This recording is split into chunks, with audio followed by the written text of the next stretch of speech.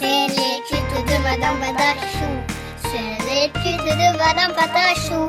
C'est l'étude de Madame Patachou. Madame Patachou. Bonjour à tous, c'est Madame Patachou, j'espère que vous allez tous et toutes très bien. Je suis dans une position tout à fait inconfortable puisque je suis sur le bord de mon lit en coin dans ma chambre. Voilà, tout simplement parce que j'avais complètement oublié de filmer mon intro de vidéo et je voulais vraiment la faire. Voilà, j'y tenais aussi parce que je voulais tester ce petit micro que avec mon chéri nous avons acheté récemment, principalement pour sa chaîne à lui puisqu'il fait plus de blabla en fait face caméra, donc ce sera beaucoup plus simple pour lui, donc j'espère que le son sera bon. Donc on va commencer tout de suite avec le sujet de cette vidéo. Alors avant de partir sur ça, je voulais juste vous dire qu'il y aura un thème cette semaine sur ma chaîne. Donc la vidéo d'aujourd'hui mercredi et la vidéo de vendredi seront sur le thème de la télévision, donc des émissions télévisées. Donc j'ai déjà partagé ma photo de ce tuto, donc du petit burger de l'émission Burger Quiz sur Instagram et vous avez été quelques-uns à faire des pronostics. Pourquoi je dis prognostic? J'ai enfin envie de mettre un G, je sais pas pourquoi. À essayer de deviner quel serait le thème de vendredi et vous avez pour l'instant tous faux. Désolée. En tout cas, vous le saurez dans la semaine, je pense que je posterai la photo peut-être jeudi. Ouais, je pense mercredi ou jeudi, on verra bien. Alors aujourd'hui, on part sur le mini burger de Burger Quiz. Donc j'ai droit à un commentaire sur Instagram qui disait « Bah, c'est juste un burger finalement ». Bah oui, c'est juste un burger, mais avec des yeux. Non mais ouais, c'est juste un burger, mais avec des yeux. Mais c'est le principe du jeu Burger Quiz. Voilà, moi j'adore le buzzer Burger Quiz. Je le trouve trop mignon et je me suis dit, mais je veux trop le faire en miniature. Et voilà pourquoi. Et il est trop chou et je l'adore. Et c'est mon petit burger. Et c'est aussi bien pour toutes les personnes qui sont débutantes et qui souhaitent apprendre à faire un burger réaliste, qui soit pas trop compliqué. I'm here for you. Bon allez, je vous laisse maintenant avec la vidéo. Bisous. C'est parti, on commence tout de suite par mélanger de la pâte blanche avec un petit peu d'ocre pour faire le pain de notre hamburger. Donc vous devez obtenir une pâte légèrement beige comme celle-ci. Vous allez en faire une boule que vous allez venir aplatir mais en forme de dôme. Donc il faut qu'elle reste bien arrondie, surtout sur le dessus. Donc on va faire ça au doigt, tranquillement. Si jamais vous avez peur de l'abîmer en la coupant, n'hésitez pas à la mettre une dizaine de minutes au congélateur. Donc ensuite je la remets en forme, j'ai un petit peu essuyé les poussières avec une lingette. Et là je vais couper, donc utilisez une bonne lame pour ça, sinon vous risquez vraiment de la déformer. Et regardez bien où est-ce que vous voulez couper avant, de manière à ce que le bas ne soit pas plus gros que le haut et vice versa. Donc là je coupe au fur et à mesure et voilà ce que ça donne. Alors maintenant je vais la remettre en place parce qu'évidemment ça l'a un petit peu fait bouger quand je l'ai découpée, surtout que je ne l'ai pas mis au congélateur pour ma part, donc je vais la remettre en forme avec les doigts. Je prends ensuite du pastel sec de couleur ocre que je gratte sur le côté et je vais venir avec un petit pinceau colorer mes buns plutôt.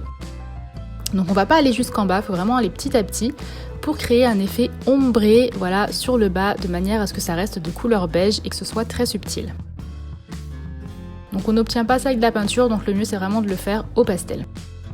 Ensuite je vais faire quelques petits détails sur le pain, voilà, en faisant des petits plis. J'ai texturé aussi le bas du bun à l'aiguille, juste sur le bord, et je fais aussi quelques détails sur le petit bun du dessus.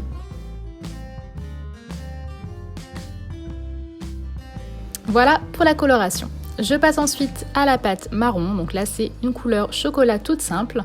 J'en fais une boule que je viens étaler pour faire un steak haché qu'on va pas faire trop fin ni trop épais, mais il faut pas non plus qu'il dépasse de notre pain.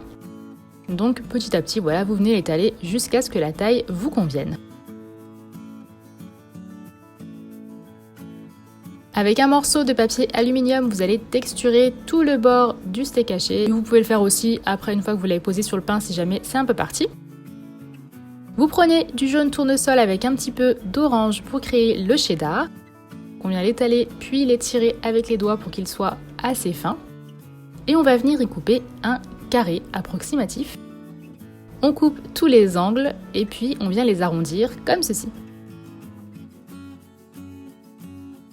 On le pose sur le steak haché et on vient plier le fromage comme ceci par-dessus. Je mélange ensuite du rouge avec un tout petit peu de marron pour faire ma sauce ketchup que je viens disposer sur dessus en créant 2 petites coulures spécialement sur le devant. Pour la recette de la chantilly et des coulis, vous la trouverez sur ma chaîne, j'ai fait un tutoriel. Je viens couper une tranche de canne tomate que j'ai fait il y a des années. Je prends ensuite de la pâte translucide, du vert et un petit peu de marron pour ma salade et j'utilise mon moule à salade que j'ai fait aussi il y a super longtemps. Tout simplement avec de la pâte à silicone, de la pâte à moule et puis en faisant plein de marques dessus. Donc je viens écraser ma pâte, y découper des morceaux et voilà des morceaux de salade.